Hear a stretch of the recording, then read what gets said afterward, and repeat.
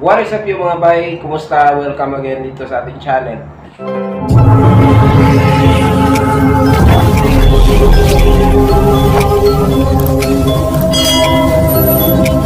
Alam nyo mga bay, ang hirap pala talaga mag-vlog, no? Hindi pala siya ganun kadali kagaya ng inakala ko nung una. Ngayon na nag-umpisa ako mag-vlog, ang hirap din pala kasi yung time sa pag-iisip kung ano ang i-content at saka yung editing talaga, yung preparation ng video. It really takes time sa editing, lalo kapag hindi pa tayo masyadong sanay. Isang malaking challenge talaga sa atin mga bagong YouTuber, yung paggawa ng video at saka kung paano ito ma-recognize ng mga tao para panoorin yung video.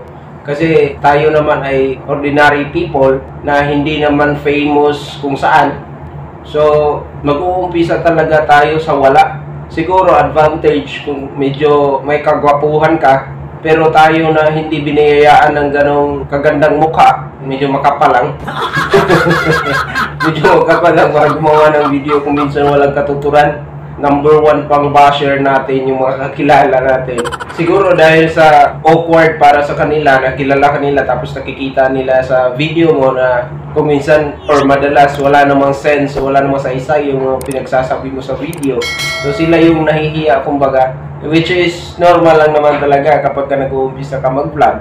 Kasi sabi nga, we cannot please everybody. Kaya mayroon at mayroon talaga tayong masasabi nating basher, something like that. And para sa akin kasi hindi ako nakafocus doon sa mga ganon. Ini-enjoy ko lang muna sa ngayon yung learning process sa paggawa ng YouTube content. So yun mga bay, ang purpose ng video ito is to encourage everybody, lalo na sa mga small YouTuber kagaya ko.